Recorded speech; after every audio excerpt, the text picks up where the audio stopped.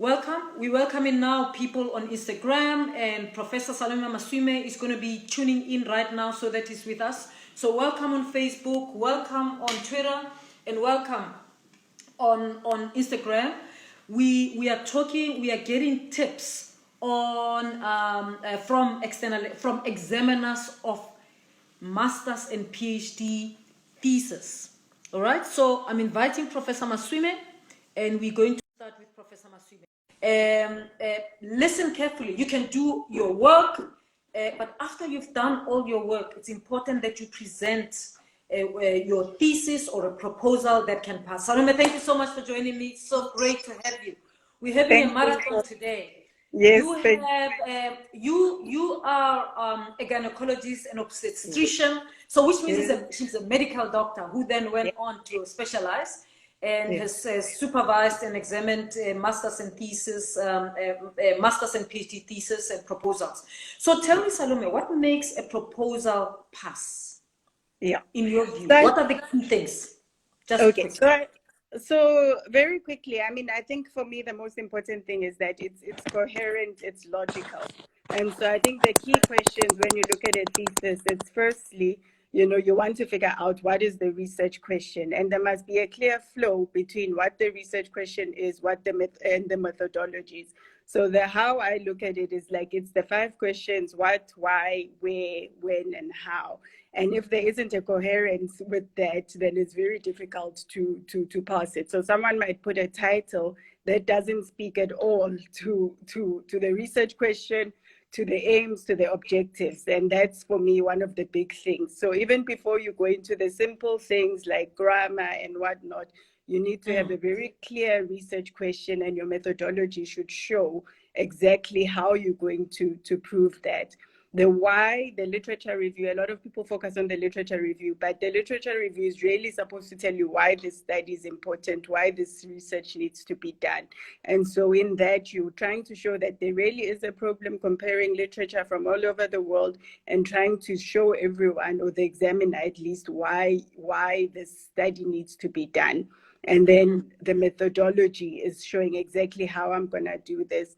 Am I going to pull out files from files and do a retrospective study? Am I going to interview people? Am I going to do an observational study, an experimental study? That's, once you've defined clearly what your research question is, why you need to do the study, then you work out how you're going to do it. And if it's not logical, if it's not systematic, if it's not coherent, it becomes very difficult then to pass that proposal. Okay. I'm going to depend on the people who are on Facebook and who are on Twitter to let me know if they can hear you. So far, I think they can hear you. Tell me, what's the worst proposal that you have ever seen? What were the problems with it? Have you ever failed a proposal? What was bad about it? We want to make sure that our students don't fall into the trap. Yeah. So I mean, I think one of the things that where people get carried away, and like I said, when we look at the proposal, a lot of the methodology is the important part. And I think sometimes there's not planning how you're gonna do it, or trying to overdo it as well. And I often say to my students, don't try to change the world. You are trying to show a systematic approach to answering a research question. You're not trying to do, and so sometimes you find the objectives and it's not feasible to actually do the study the way that the student has planned to do it, or there are just too many components to it that do not tie up together. So I think in my experience, where we have not approved a proposal or have asked it to be revised, it has been mainly issues around it will not be feasible to do the study in the way that it has been put together or presented, that the student did not put together a good enough sound method showing that this can be done and this is how I'm going to do it. All right. Thanks, Salome. Salome, I sent you the questions that we received from students. Yeah. And I'm quite happy for you to talk to any of the answers that you want to give to the students. Yes. So the one that I found very interesting was more about the examiners and saying, why do you have some examiners accepting and some rejecting? I think the key thing that I wanted to bring across is that you've got literally, I think for me, you've got two types of examiners. You've got an examiner who is an expert in the field, who understands very well, you know, the field that you're writing about. I can talk about myself. If I'm examining a proposal about cesarean sections, for example, I've read the latest literature. So even as I go through it, I might say, okay, this is missing. This is a groundbreaking study in cesarean sections. Why is it not part of this? But then you've also got the experienced examiner who may not be an expert in that field, but they are able to see the flow and where and the practicality between, you know, they are an expert really in the methodology and they understand how masters, how PhDs are done. And so the experienced examiner will be able to pick up that this might not be logical, the way that it's been put together. This might not be feasible or possible. And so as examiners, we are different as well. And that's why the peer review process is so important, because that gives you a good sense. You know, you don't just walk away with one voice saying this is okay, because if I'm looking at your proposal on my own, I might say this is excellent, but somebody else who's looking at it from a different angle might pick up other things that I may not have picked up.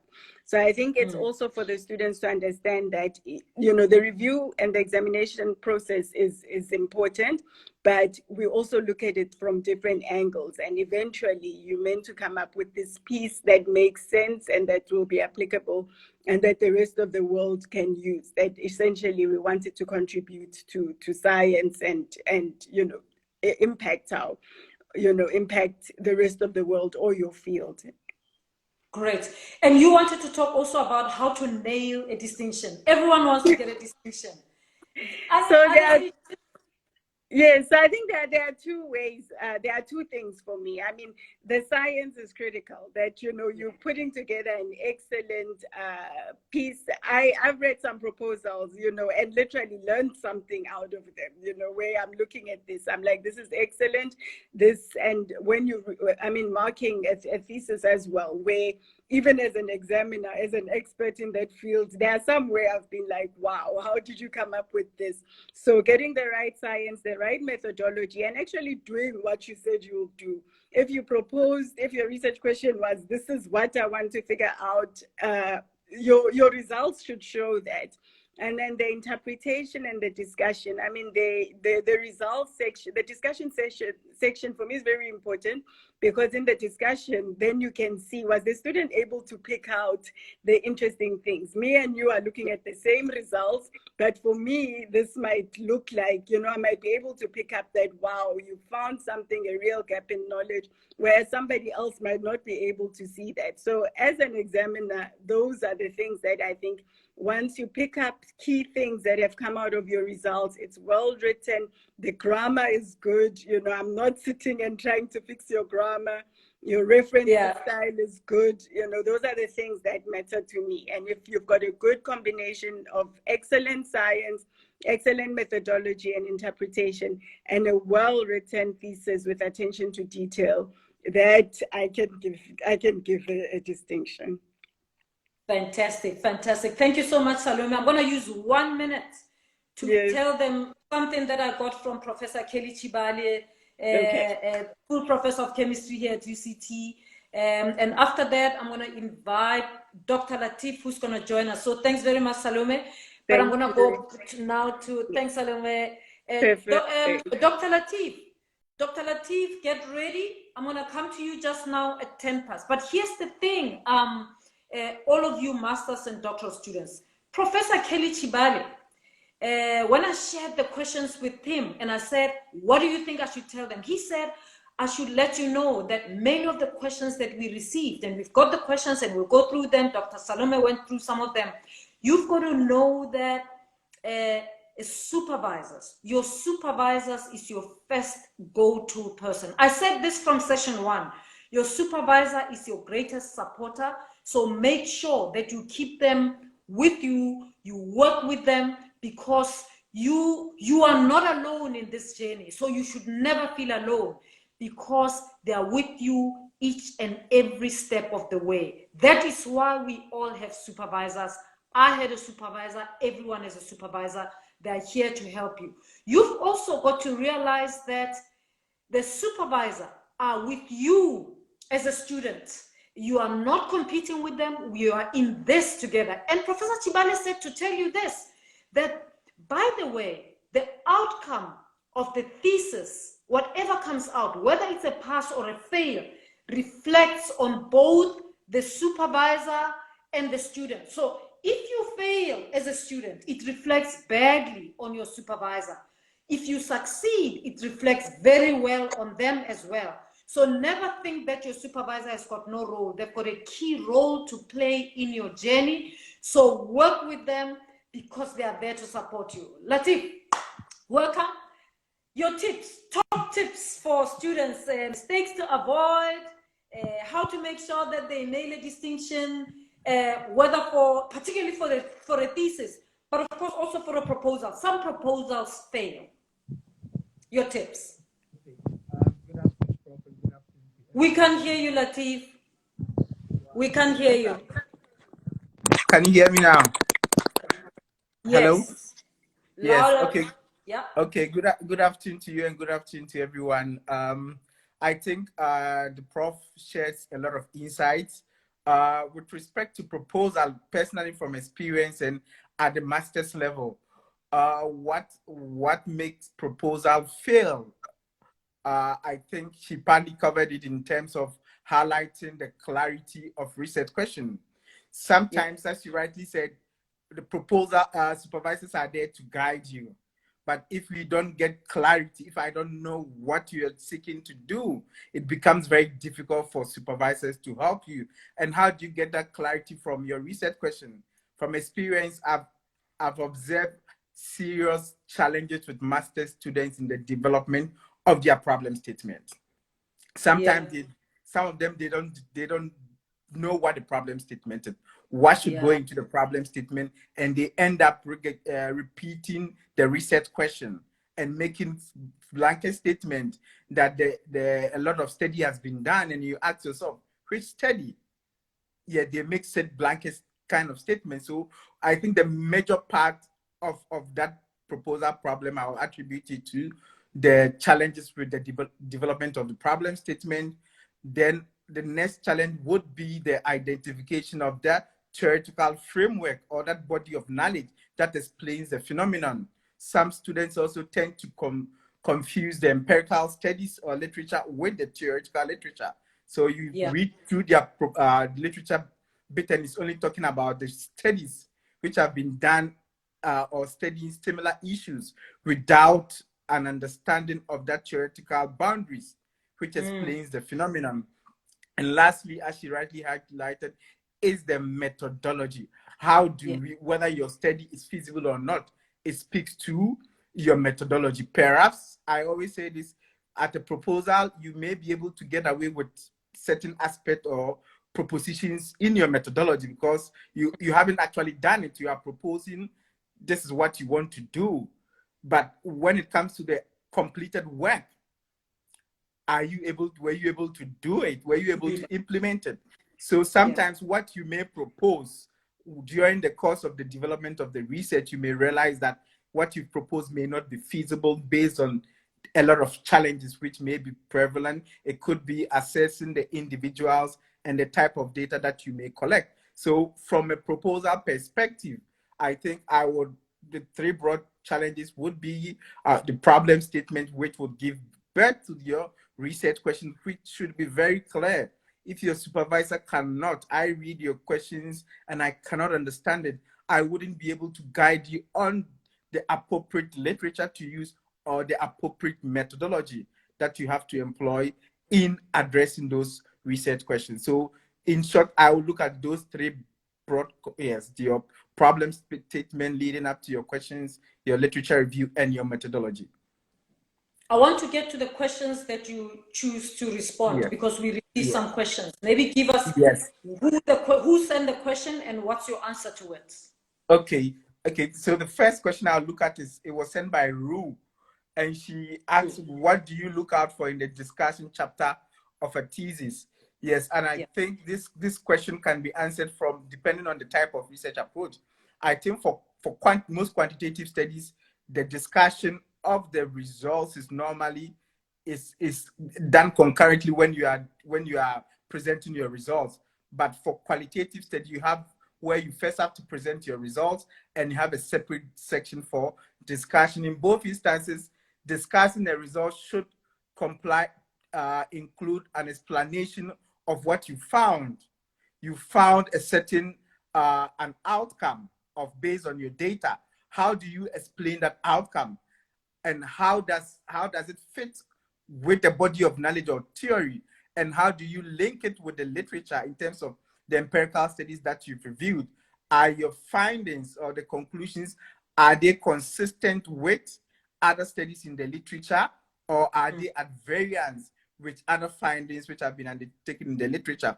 And if they are at variance, what explains the differences that you observe in these in the findings?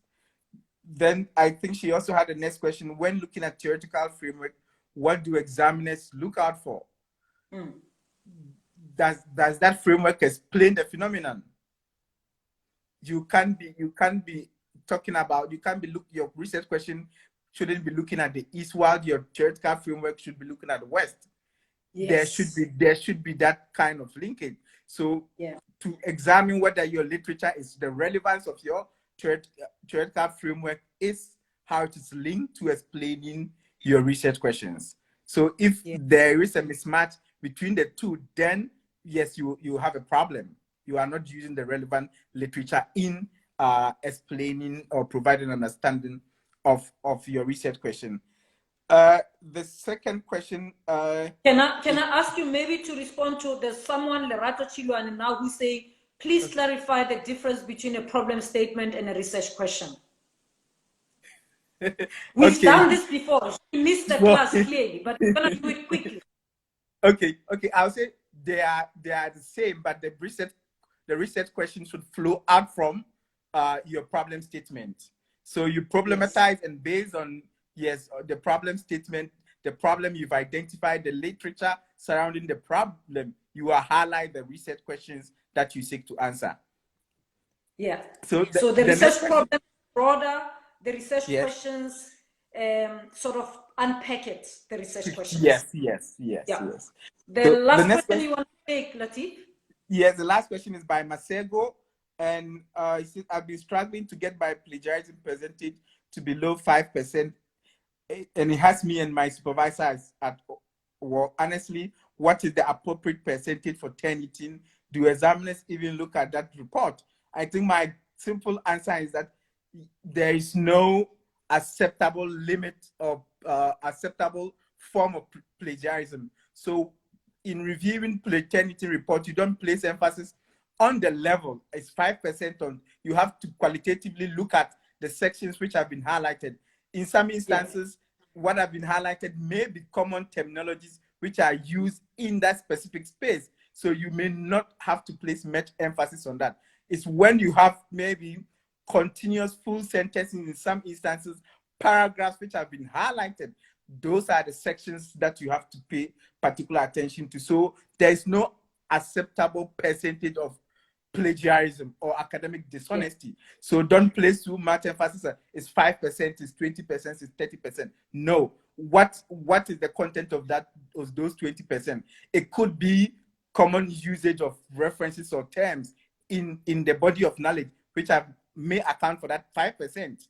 In that sense, you don't have a problem. It could be 30%, you don't have a problem. But the 5% could be maybe a full paragraph or maybe paragraphs, which shows that you have taken some sources, you have taken some body of knowledge from external sources which you haven't acknowledged.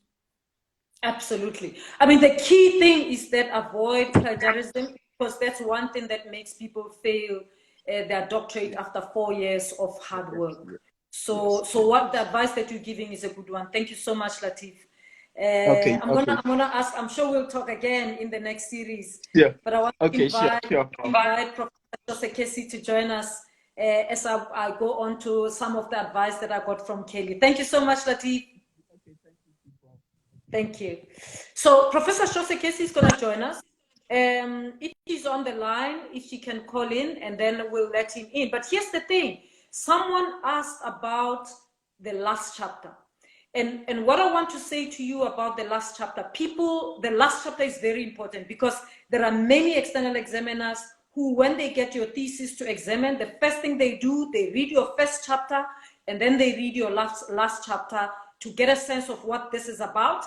And then from there, they read the whole thing. So your last chapter is important. But remember that before we even tell you what you go into the last chapter, the important thing is to know that you are not the first person to do a PhD, and you are not the first person to do a master's degree.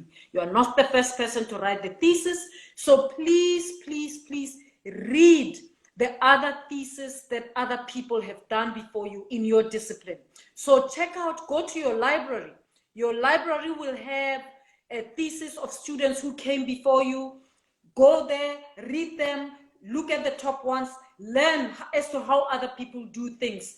Don't just wait and get to ask us here. Check what others have done before you. Shose, thank you so much for joining me. Oh, hi, now, Hetty. you get a thesis to mark. How do you start? I say, I read the first chapter, I read the last chapter, I get a sense, and then I get on with it. Sometimes I'm like, oh, I'm gonna have to read this whole thing. Sometimes after reading the first and the last, I'm like, yes, I can't wait to read. How do you go about examining? Yeah, that's a really interesting question. I mean, I usually will read the abstract and maybe the introduction, and then I'll go and check if there's any data in the appendices, because I like to look at the data that's been collected. Sometimes there are like interview transcripts and things in the attachments. Or I'll look at the interview schedule, so what kinds of questions were asked to participants. And then I'll read the thesis. So I think people use different approaches. Yeah. Your top tips. What are your top tips? Yeah, my top tips are try not to make your chapters too long. I think it's really difficult for examiners to read a chapter that's more than 20 pages. It's hard to stay focused and to get the essence of what is the key point of that chapter. So more than I would prefer to have more chapters to read, but that they should be broken down in maximum 20 pages.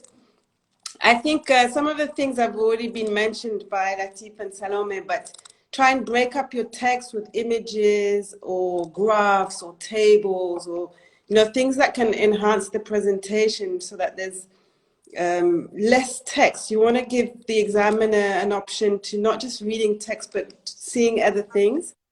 And be careful of plagiarism. I think it's really important. I mean, there's different types of plagiarism. So there's the one where, people copy work from somebody else. And usually that one is very well acknowledged as cheating, right? But sometimes people plagiarize unknowingly. So they'll use text without referencing it correctly, or without putting quotation marks, or and sometimes it's just a question of the appropriate referencing, but also it's good to try and paraphrase what somebody is saying, using your own words rather than using direct quotations, because then when there's too many of those, it looks like it can come up with a red flag on Turnitin. So I would encourage students to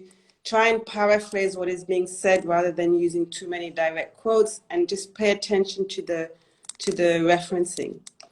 Of course, so sometimes students don't quote, and then the external examiner is the one whose work you are stealing. And the external examiner sits there, reads it, and says, that sounds like me. Yes. So you never know who's your external examiner. It could be the very person whose work you are not acknowledging. And that can be the end of your thesis. Yeah. Absolutely. More tips from you, Joseph? Yeah. I thought I would pick up on some of the other questions. Yes. there's a question about the discussion chapter. And so Yes. I do mostly qualitative research. And in qualitative research, I think it's really important in the discussion chapter to talk about, to reflect on your findings and reflect on your findings in relation to previous work that's been done.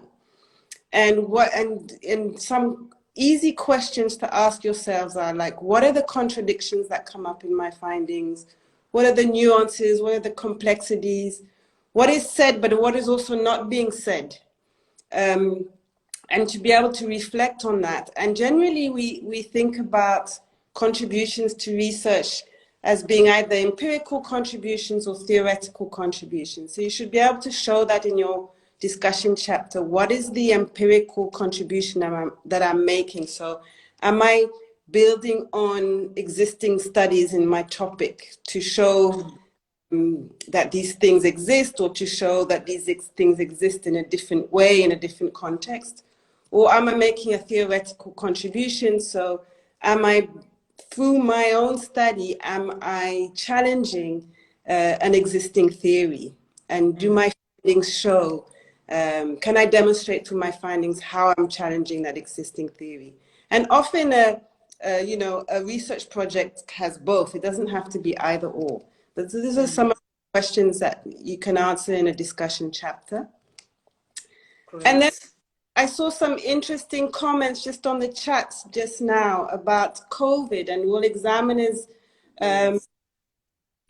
consider the impact of COVID? And I suppose my answer would be, I'm not sure, probably most likely no, because examination is an examination. But the work in addressing COVID should happen before. So I think students should really talk about to their supervisors now, if they are unable to collect data that they had intended to collect, on how to restructure their work in ways that they can use different methods and different approaches or methods of data collection. I think there's an acknowledgement across universities that students will be doing that right now because of the COVID-19 pandemic. So, but the issue, Shona, is also that, I mean, I think sometimes students are looking for a smooth, problem-free kind of research journey. I mean, COVID is a worldwide crisis, but it's one thing to say COVID has derailed me, but it's another thing to say it has pushed me to rethink how I was going to collect data, or how I was going to do this, and write about it and say, I departed from this path. I decided to redirect because of COVID, and this is how the redirection means. So you're not sitting there in the middle just as a victim, but you're standing there as a scholar to say, with this challenge of COVID, I had meant to collect data during this period, in this part of the world, blah, blah, and it hasn't worked, but I reworked it this way, rather than to pretend that didn't happen, or that I often think the honesty of how that derailed you and how you rose about it is much more important. Yes, I think so too. And I think it's really important to reflect on your research in your thesis. Often people do that in the methodology chapter. What happened during the time I was doing my thesis? It's important to reflect and to explain the changes of direction, and the changes of, ideas, and it's a moment to use creativity. To think innovative. I mean, true, because there's many other things that can derail you. You might, whilst you are busy with your study, someone publishes a paper, they've been doing it, you didn't know, and they're based somewhere in Cambodia. And boom, your research goes, and what do? I mean, you don't say, oh, my university must help me, now my research has been published, da, da, da. Well, you're doing here in South Africa, do you pretend that never happened? So there's a way in which research students should rise to the occasion when they get a bump, and if you're doing qualitative stuff, it's even worse. Not, as you say, not only in the methodology to reflect, but also in the discussion chapter. Yeah, and I think some of this speaks to the relevance of a study. So the question around, how do you get a distinction? I think Salome, most of the important things, but one of the things is is your study relevant? Is it interesting and relevant to our contemporary society? And of course, with COVID-19, people are being forced to think about that much more clearly. Yes, yeah, absolutely. Shosha, thank you very much. It's 4:30, so I want to go on to Professor Alison Lewis, and I hope she's online right now. Thank you so much for helping us. I'm sure I'll talk to you again soon. Bye-bye. All right, we're going to be talking to Professor Alison Lewis. So, Alison, if you're there, join us. Ask to be let in. And Alison is a professor of chemical engineering, and I thought it's important to get someone from chemical engineering to talk to us about how they deal with what are the tips that they can give to students. As soon as Alison goes online, I'll go to her. But here are a few answers from Professor Kelly Chibale. One of the students asked, and this is Tate. Tate asked, what are the important sections to spend your presentation time on based on a 20-minute presentation? And that's because in other countries, students have to make a presentation to pass their doctorate. And so Tate is asking about that. And Professor Kelly Chibale gives this tip, Tate. He says, I would spend a maximum of 3 minutes on the background or introduction to lay the groundwork for my work done. And I would spend 15 minutes talking about my work, 2 to 3 minutes on the research questions, about 5 minutes on the research approach or the research, and then 10 minutes on the results, the discussion, and the conclusion. And that's your 20 minutes. So don't spend time telling lots of stories. Just get to the point. 3 minutes on the introduction, and then the rest of the 15 minutes, spend it talking about your work. Professor Alison Lewis is going to be joining us soon. I'm going to try and see if she's online. We don't have much time today. I can see her, but if it goes on this way, I'm going to go on to Professor John Ataguba. John, if you're online, send me a request and then I can let you in and then we can talk. In the meantime, let me get to this question that's asked by Kavir. Kavir says, I would like to know what is required from me as a student to achieve a distinction for my master's dissertation by research. I know getting it is not set in stone, but what could I do to amplify my chances? And then Kofi asked sort of a similar question because I want to give the advice that comes from Kelly Chibale that attends to those two questions. Kofi says, what are some of the glaring technical things students overlook that can penalize a good thesis? And he says, I'm thinking reference style, formatting, what last edit checks are an absolute must. Professor Alison Lewis is here. We're going to get her online.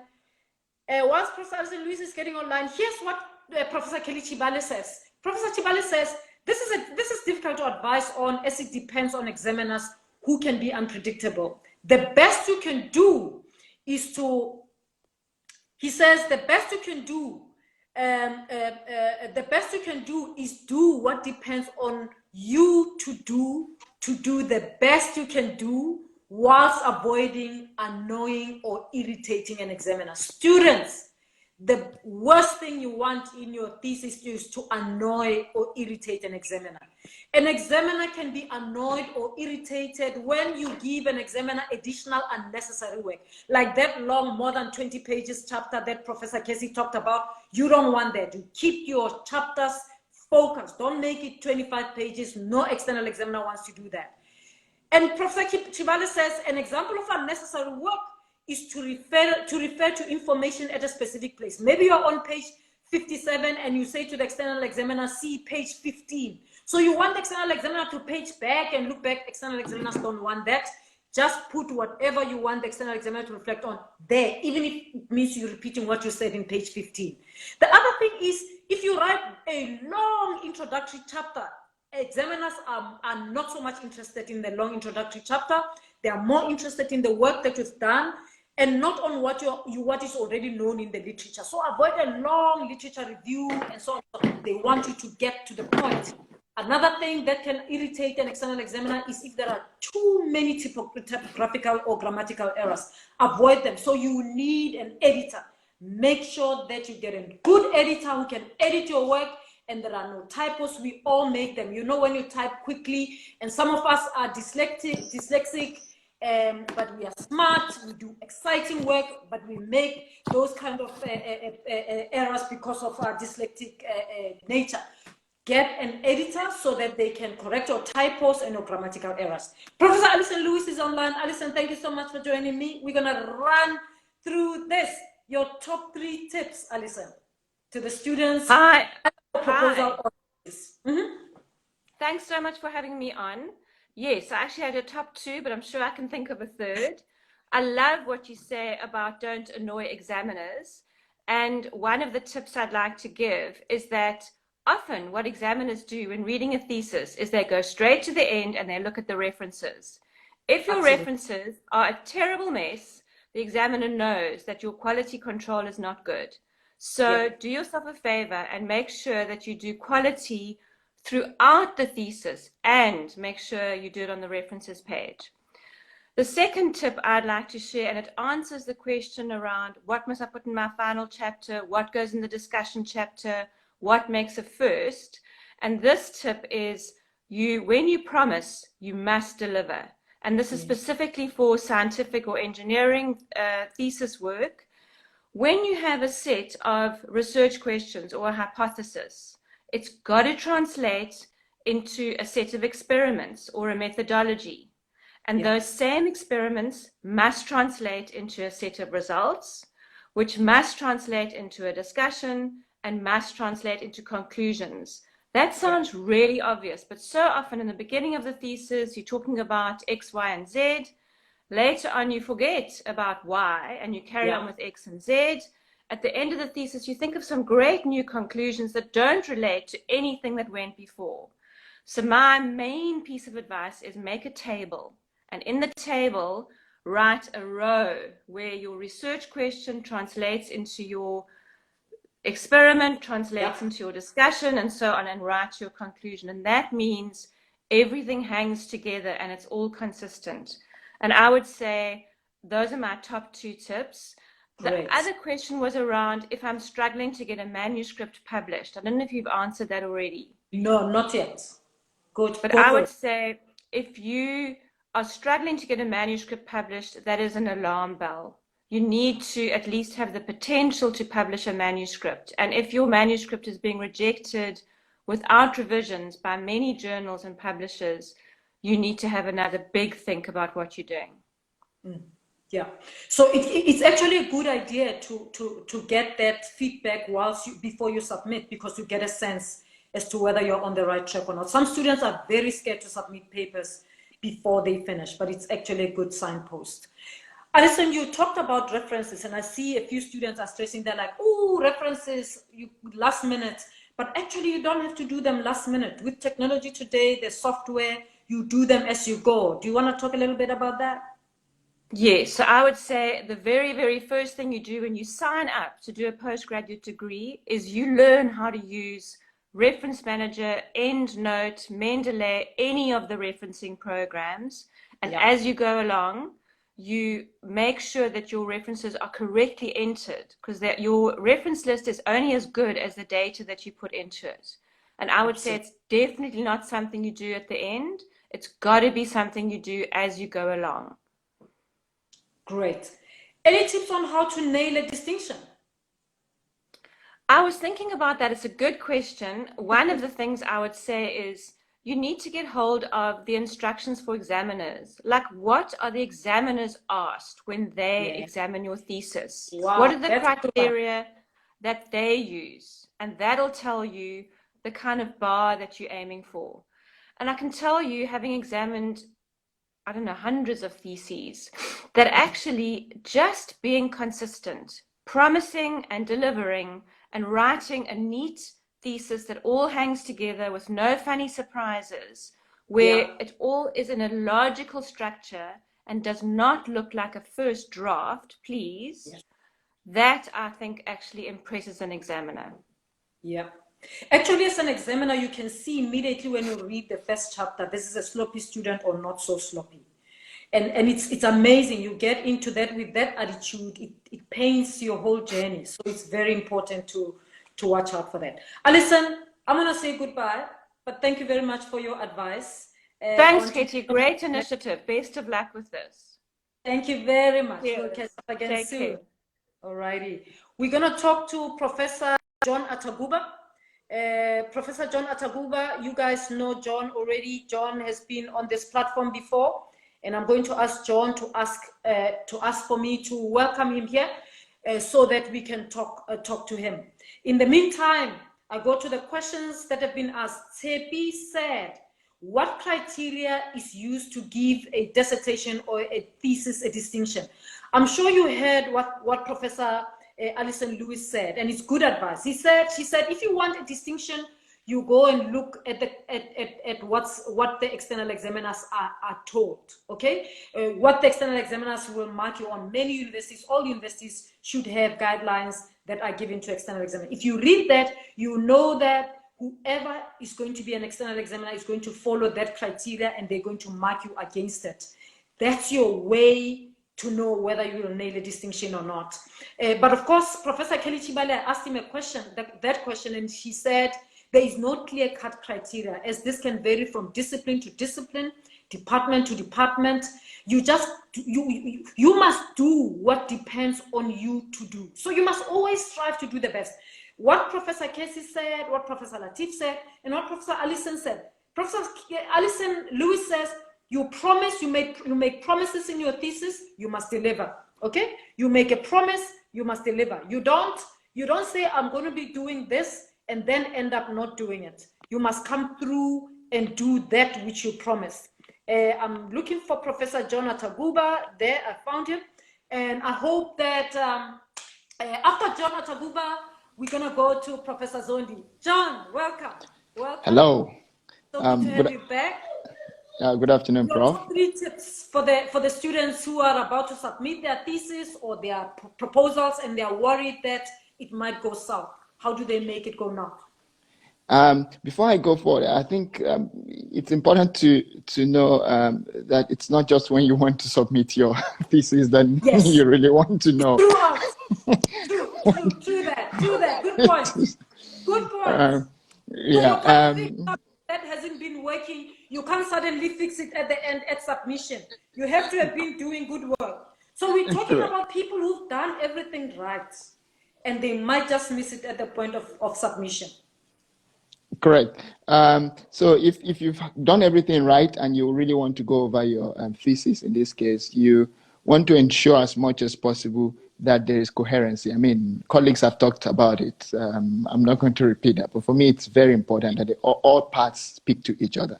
You cannot have the introduction talking about, for instance, family planning, and then your methods are methods that would be used to assess whether people can farm, not family planning, but farming, something else again. I mean, you have different things in there. So you want to ensure that there is coherency. Now, a PhD thesis or a master's dissertation is a story.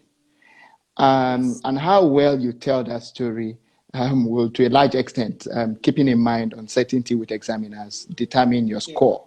Then the other tip I want to let you know is don't dabble into things that you don't have expertise in just because you think that is what will give you more marks. Well, I know if I do this, the examiner will be impressed. If you don't know how to do it and your supervisor cannot support you, don't put your head into it. Avoid it as much as possible. It's all about doing things that you're comfortable with and you add to existing body of knowledge. And then the last one is, it's been said, I'm just basically recapping what others have said, is pay attention to detail. An examiner will be irritated if he or she is reading your work and grammatic errors everywhere, and your references are not well organized, and you do not even paraphrase. You lifted something verbatim, but it's not in quotation marks, and the person, or you open a quotation mark and don't close it, because the examiner will be reading, hoping to see where this is going to end. it never ends until the end of the thesis, then it's a problem. So Yeah. attention to detail. Yeah, I like what you're saying about the fact that it's a story, and that's really about, of course, about coherence. But there's something that someone asked about novelty, because we tell students that your PhD, that's the big requirement is you must come up with something novel.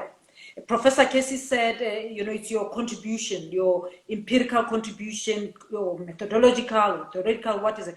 But how do you know? What one student, Monde says, what does novelty mean in research? What are the requirements for novelty? And how can you prove? How can you prove this at proposal? Is it possible at proposal level to know that there is going to be novelty here? Thank you very much for that question. I think there are many ways to prove. Well, I wouldn't really say prove, but there are many ways to kind of demonstrate that you have kind of brought in novelty into your work. One is your supervisor. To a large extent, your supervisor should be knowledgeable in that area and should have read a lot about what you're doing. So he or she will be able to tell you, hey, hang on a minute, this is something that's been done before. It's not going to fly. Then the other one is, that is the importance of literature review. Don't downplay literature review, even if you don't write it to be something very lengthy. But the fact that you've read a lot in that field will tell you what has been done, hopefully, and what has not been done, or what has been done but needs more work. Novelty does not necessarily mean that you're doing something that is never been heard of, but it could be that someone has used a different methodology to approach a question, but you think another methodology will answer that question even better. And that's novelty. Another novelty could be that a study was done looking at minors. Minors are kids, depending on how you define them. But you think that that particular research could be suited to adults as well. So it's a novelty. Moving research done on minors to adults, it's adding novelty to it. Mm-hmm. Yeah. So it could be the same problem, but a different gaze to the problem, using a different lens, you're doing differently. So that's new. Even if when you look at that way, in a new way, you find the same solution, it's still something that we didn't know. Now we know that we'll get the same solution. So that's novelty. I hope Monde has been assisted. I wonder if you have other questions that you have that you want to answer. Yes, quickly. I'm picking up on the question that Professor Allison touched on that regards publishing PhD thesis. Yes. The student was asking, I think it's Jackie. Jackie was asking whether it is important to have a PhD thesis published. Yes, it's good to be published. Very, very good. However, it's not a straightforward answer of yes or no, because it depends on your institution. It also depends on when you started your PhD, you could have been told that it's a PhD that will be written as a monograph, or a PhD that will be written as assembly of published papers. So when you signed up, you should know what you're into. If it's the one that's a monograph, then there is nothing that mandates that should be published, but it's good to get it published. Don't get me wrong, but if it doesn't say that you have to publish to graduate, then you don't necessarily have to publish to graduate. Then the other question I want to quickly touch on is what criteria are used to award, to judge a thesis or dissertation? That question is a simple question to answer. If you're a student, I would advise you to speak to your postgraduate office to please send you what they are going to send to examiners as a set criteria to judge your thesis. It's your right to know what that is. It's not secret. It's not a secret. Because if you know what that is, don't ask them nicely. Correct. I mean, you ask questions nicely. You don't go there like a bully. Because the reason why it's a win-win for the university as well as you, for you to do well. The university, any university means well for you. So they'll be willing to let you know what questions they would ask the examiner to take a look at. So those criteria are there. In fact, it would be good for every supervisor to tell their students, to give their students, this is what we ask the external examiners, because it's good for the university to get students succeeding, it's good for the supervisor, it's good for the students, but no external examiner is just going to pass you because it's good for the university. So if you Correct. want to nail a distinction, you want to know the criteria so that you know how you will be marked. It's not a memorandum, Correct. it's a criteria. So yeah, good point. They've got to ask. I want us to cut it here so that we go on to Professor Zondi. But we're definitely going to come back to you as we go on with the next series. Students love you. They say you look like Dr. Andros. They keep saying you're Dr. Andros' twin brother. But you know, I've heard this that is several Africa. times. This is Africa. Correct. We all look the same, right? Correct. You I so heard that much, several Tom. times. Thanks so Thank much. you. Bye-bye. Yeah, good. Bye. Yeah. We're going to ask Professor Spamanda Zondi is with us today. You asked for him. He's here. He's going to give us tips on his tips for you. Remember, as Professor Ataguba is saying, we can't fix things that haven't been going well. If you haven't been doing a good job, there isn't much that we can do at this stage to help you rescue a failed research. You can't rescue it at the point of submission. But what we're trying to do is to assist you when you are ready to submit, to make sure that you submit work that can actually, you can be rewarded for the excellent work that you've done. So we are assuming that you've been following, you've done everything. Now you're at the point of submitting your proposal or your thesis, and we want to make sure that you don't make obvious mistakes. Professor Zondi, welcome. The students are very happy to have you back. I know that they've been asking for you to come back. Your 3 tips for those who are ready to submit their proposals or their thesis. Well, thank you very much, and really appreciate you, everybody, for this opportunity. Can you hear me? Yes, we can hear you. We can see you're in the bush and we can hear you. That is great. Where I would like to start is that a successful thesis is often linked to a successful proposal. Yes. And I know that somebody might say, oh, well past my proposal, so what do I have to do with this information? I will explain very briefly.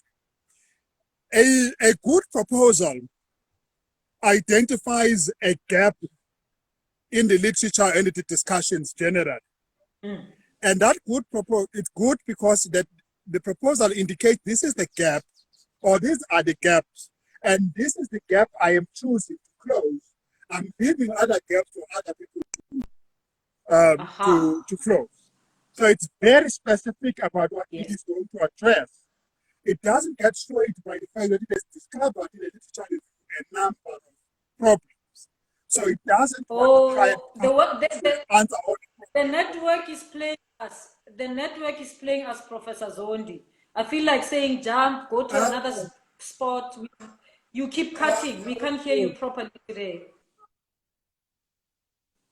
We can't hear you properly. And you are saying a very important point, that a successful thesis is a result of a successful proposal. But of course, what I want to ask Professor Zondi is that sometimes you propose to do a study in a particular way, and then you get into the field, COVID happens, you shift a little bit. Okay, so you identified a gap, but things change a little bit in the context. So the proposal, you might change your theoretical framework in your thesis. When you get on to analyze, you realize that those tools are not helpful. What then? Professor Zondi? Yes, how is it now? It's much better. It's much better. Yeah, I'm sorry, I'm in a bush writing, so I have to find a good location. Can you hear me now? Yes, we can hear you. And the students are yes. They want to hear you say researcher. Research. Yes. So yes, sorry, man.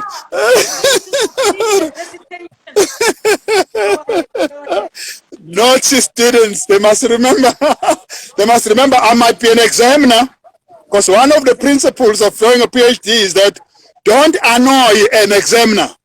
Absolutely. Never annoy an examiner. And what that means is that write with an examiner in mind. Exactly. Write not only with a supervisor in mind, who you already know. You already know what they like, what they meet the expectations of a supervisor. But think that there might be somebody else who would read it who might not share the views of a supervisor. But somebody was then indicating earlier that what happens when one examiner said the work is good and another one says it's terrible. I wanted to say about that, it is because these are the two individuals who are being asked to test you, to assess your work. So every time I write, I need to write for the one who will like my work, but also like for the one I think may not like my work. So I write for both of them. So when the one who doesn't like my work comes, I'm not annoyed. I'm not dismayed. I already wrote with them in mind. I'm not easily shaken because I already thought somebody will do it for many reasons. Either they did not quite understand what I was doing, I was not very clear enough, or they didn't like my chosen analytical framework. There are people who are committed to a particular school of thought and they hate other schools of thought. So I chose the school of thought they hate. Or I used a lot a competitor in the field. They are authorities and they all come from different points of view. I chose their nemesis, their enemy. So they will fight their enemy through me. So I anticipate all of those in everything I write, which is why when we write the first draft, when you come back to write the second draft, you've perfected what you would have liked to write. You now think about what those who will read it what are likely to see as mistakes, the obvious criticism, which is why you must be self-critical of your work. Yeah, and that's why I keep saying to students, you must have the voice of the skeptic always in your ear. Every time you write, imagine the skeptic says, but why are you telling me this? Why is this relevant? But what about not using that theory? Because then it's that person who might not like what you write. You want to get them on board. And Professor Zondi, what is the worst thesis that you have ever marked, that you have ever examined and failed? I mean, it is not usual for a PhD thesis to fail, but some PhD theses fail. But it's common now. The most common feature of a failed thesis was one which was not a thesis. It was written and presented as a thesis, but it was not a thesis. But the word thesis simply means putting forward an argument from introduction through theory, through methodology, through data, all the way to conclusion. There is a golden thread that comes through. You find a lot of works which are individual chapters jumbled together so that they are all parallel to each other, which means 5 chapters or 6 chapters, not 8 theses. That is very, very common. The second common mistakes that I've seen people do, but that is caused by the fact that people forget what they wrote in their proposal. That your primary duty is to address your research problem. Whatever else you do, address the research problem. That will give your study coherence. The second thing is that they forgot to indicate to the member that everything in that thesis, including the bibliography, are part of your argument. Nothing is secondary. Your graphs are all part of the argument. And that is why the process of selection and deselection must always happen. To think about whether I include this. Am I including to increase the pages, or am I including to elevate my argument? Everything must count towards an argument. Thirdly, is that each chapter must be connected to another. When you start a chapter, you must demonstrate consciousness of what the previous chapter was and how the 2 chapters work. Fourthly, colleagues must really remember that the methodology chapter is important. It's not a by the way chapter that you fill in with things that you've read from other people who replicate what is there. Because the methodology chapter is convincing the reader that indeed there is value in your chosen research approach, and that research approach that you've chosen will bring you closer to your solution. It's very important to do that. And the very last one, that many people fail because their conclusion does not conclude each of the 5 chapters. They simply just conclude on a point. Instead of having a conclusion that concludes chapter 1, chapter